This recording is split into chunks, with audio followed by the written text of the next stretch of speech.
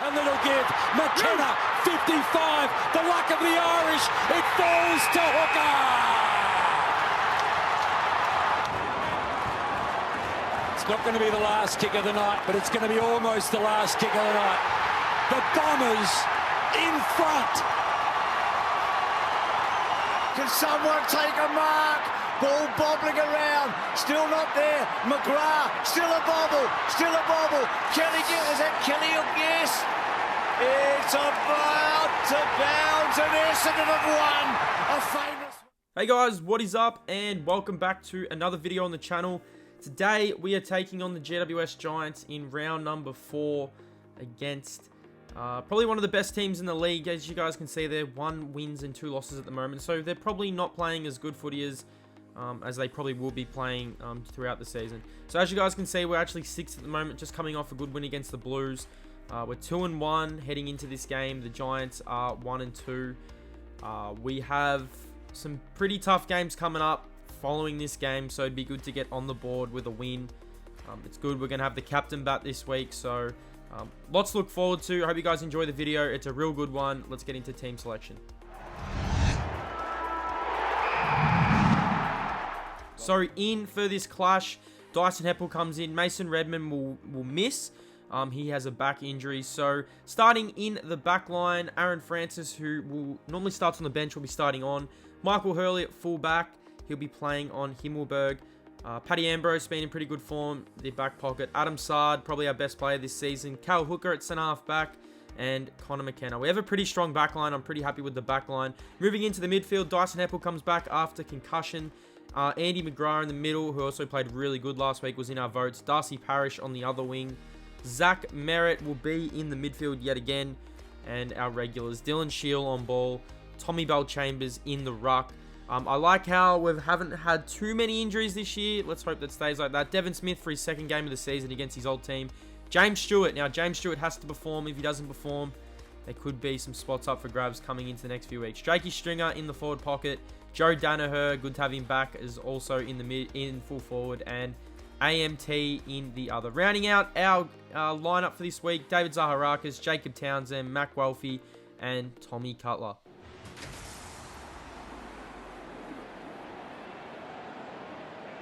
Thanks for joining us as we welcome you today for Saturday afternoon football. Anthony Hudson broadcasting live.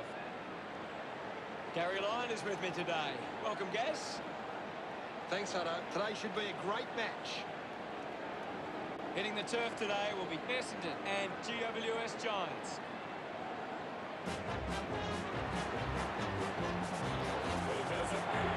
They run on in full confidence. They're looking sharp, and the crowd are appreciating it.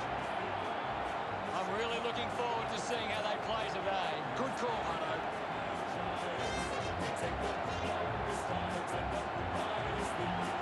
Well, we could be in for a scrappy game here. Both sides have been pretty good defensively of late. It's a which defensive method stacks up better.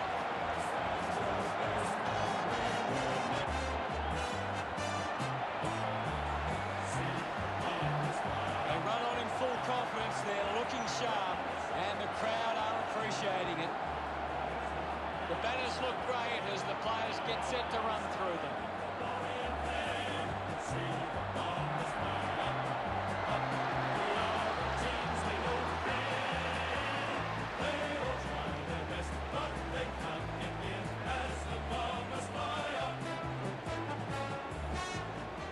The captains prepare for the toss of the coin. Round 4. Coming into this game with some poor form. The opening siren is moments away. You can feel the excitement building. So let's get this game underway. Probably one of the most exciting games of the season by far that I've had as we get this game started. This GWS team is very, very tough. That's one thing that I learned playing this game. I feel like, as you see here, a magnificent goal from Jeremy Cameron. I feel like when you verse good teams, you're gonna be in for some good games. Every single game this season has been completely different. As Jakey Stringer takes a mark in the pocket and has a chance to kick our first for the night. GWS were basically all over us in this first term. It was much different to the Carlton game where we broke out and we had a lead. As you see here, the nice snap from Stringer just misses to the other side of the the right-hand side of the goalpost. But Jacob Townsend gets a free kick for holding the ball basically in the goal square to line up and kick the first goal against his old team. So we have, I think it's like 3 ex-GWS players playing tonight: Jacob Townsend, Dylan Shield, and Devon Smith. As we just early on, we kind of had no answers for their small forwards. You see a nice goal here from Zach Langdon. He kicks a goal, puts the GWS Giants up. They're second of the game. But Dylan Shield against his old team, you see him here, put on the afterburners, 1 bounce, 2 bounce, gets his 3rd bounce, lines up, and kicks one of the goals of the year. So I am going to do goals of the week. I'll probably release them every Friday. That is definitely in the running for goal of the week. An awesome goal there from Dylan Shield. Michael Hurley, I don't know what was going on here. Just couldn't tackle him or anything, as Daniel Lloyd kicks GWS's 3rd goal of the quarter. And that takes us to half-time. The Giants lead by 13 points. They were just a little bit too strong in this first quarter. We didn't really have an answer for them. 2-1-13 to 3-8-26. It could have been a lot worse. I remember the Sydney game. It was like 9-2-54. It was 9-2-50 or 9-2-56 or something at quarter time, and we just couldn't get back from that. So lucky we did not get down by more than 6 goals that we did in that game. So in this second quarter, we were struggling a little bit to get it forward. So once we did get it forward, I had to have shots. So Joe Danaher here goes for the torpedo. I've seen a lot of people in my comment section saying that when you're playing at Marvel, you don't have to worry about the wind. There is no wind, and I think I actually understand that now. We just could not get on the board in this second quarter. We were struggling to have to kick set shots. Tip and Woody is normally a pretty good kick for us.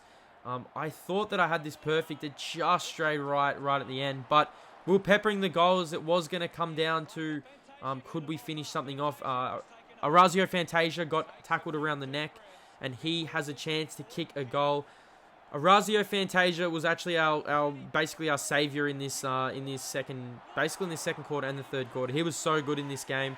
His best game by far for us this season. Connor McKenna has the ball here, kicks it long. Joe Danaher won out with Phil Davis. Phil Davis probably won the matchup in the first half, but as you'll see in the second half, Joe Danaher gets on top. So we're down by 13 points at this stage. We do need this goal badly. Joe Danaher goes back, kicks the goal, 26-33.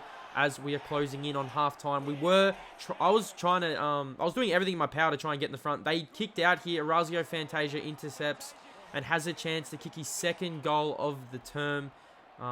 I feel like our forward line is extremely dangerous. I did say our back line was really, really good, but our forward line is extremely dangerous. As Orazio Fantasia kicks the goal for the Bombers, he gets his 2nd of the term. And like I said, he's having one of his best games, and we definitely needed it because Jake String was pretty quiet in this game. To close out the half here, the GWS Giants kick a goal, which was pretty disappointing. I thought we were doing a lot to...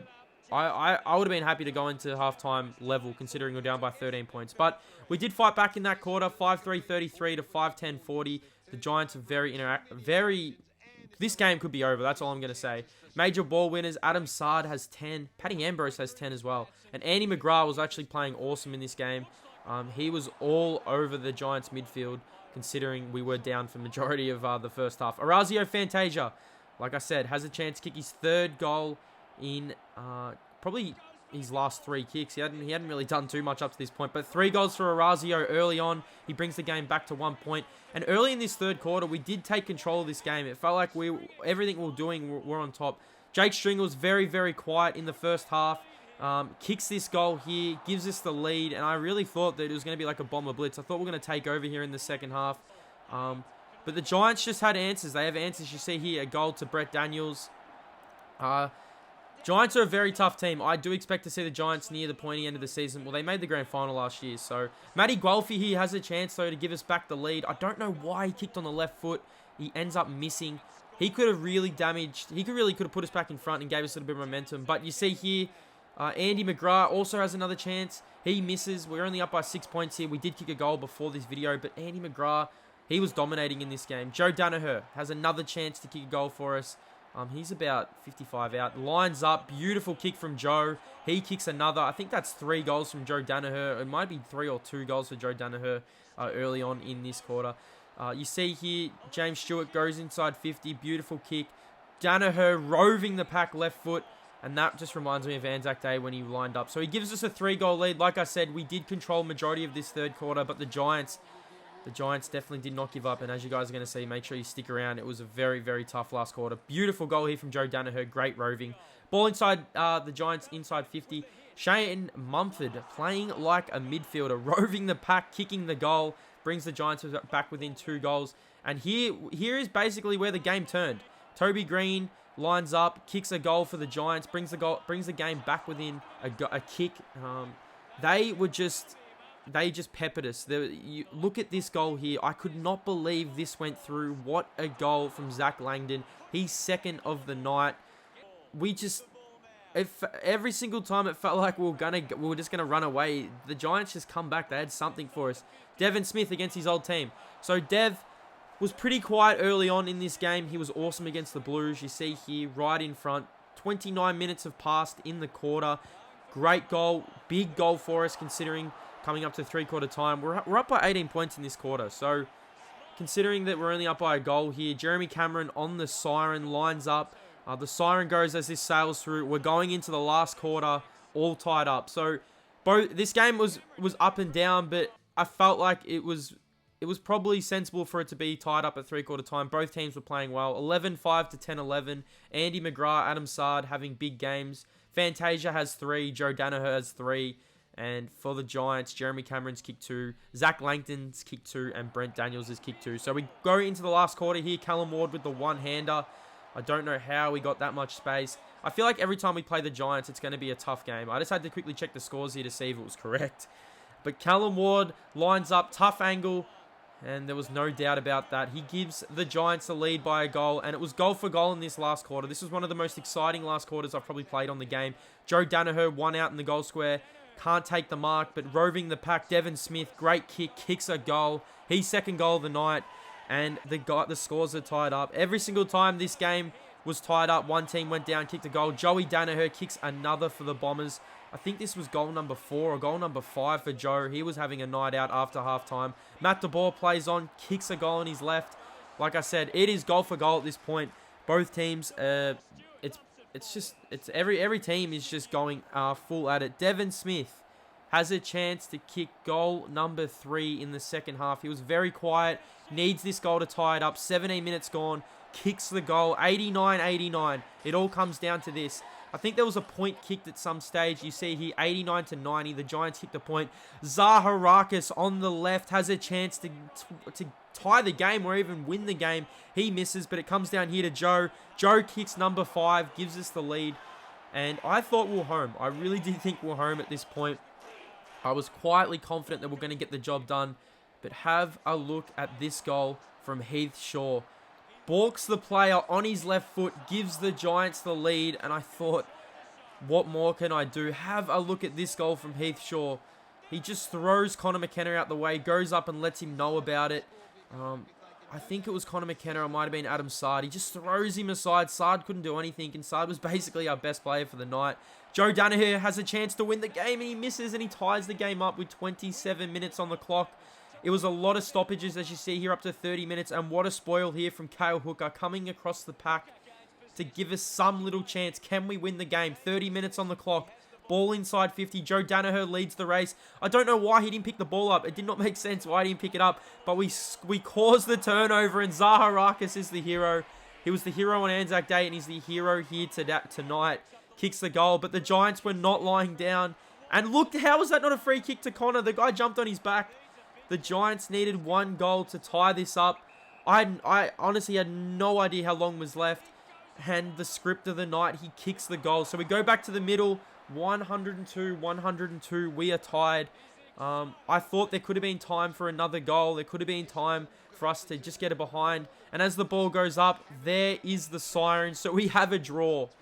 Wow. So last time the Bombers played the Giants, Cale Hooker kicked the goal with a minute to go to basically win the game. And we have a draw. The Bombers can't get the job done. I thought this was probably one of the best games I've been a part of. Paddy Ambrose had 17. Andy McGrath had 13. Adam Sard had 12. Joey kicked 5. Devin Smith kicked 3. Orazio kicked 3. 16-6, 102 to 15-12, 102. What a game. Absolutely extraordinary game of the season, 100%. I honestly couldn't believe it was a draw. I thought we had that one when Zaharakis kicked the goal, and we just could not stop that last goal at the end. So it all come down to the very end. Zaharakis kicks the goal, but then Giants are just a little bit too strong, and they come down and kick a goal as well. But what a game, 102, 102. Let's move on to J21 votes for this week. It was pretty hard to pick, but there was one standout player. I mean, Devon played well in the second half. Joe kicked 5. But best on ground, I had to give the votes to Andy McGrath. I felt like Andy McGrath was just good the whole night. He set up goals. I don't know how many goal assists he would have had, but he was really, really good, and he's starting to play really well. 2 votes I gave to Mr. Consistent, Adam Sard. He's definitely basically our best player for the season. He's in around the votes every single week. And 1 vote I've gave to Orazio, because Orazio played his best game of the season. Kicked 3 goals, was consistent through the whole game. And yeah, Oraz definitely deserved that 1 vote. So let's look at the leaderboard. Adam Sard and Andy McGrath on 5, leading the vote count for us. Jakey Stringer, Zachy Merritt on 3, and Tipper closely followed. So let's wrap up this video. Let's have a look at the round 4 results. Collingwood beat the Lions. The Bulldogs beat North. Port Adelaide got absolutely smashed by West Coast. The Tigers are starting to get into form. They beat the Crows. And as we follow down. But hope you guys are enjoying the series. We had our first draw. At least we didn't lose. I'm happy we went away with the 2 points. I think it was deserved for most teams. And as you guys will see as we look at the ladder, we didn't really move down. We still are 5th. We're in a pretty good spot. And we've got some pretty tough games coming up though. So I hope you guys enjoyed the video. Make sure to look out for some pro career videos a bit later on tonight as we get ready for the AFL. So thanks for watching, guys. I'll see you in the next MyCoach video.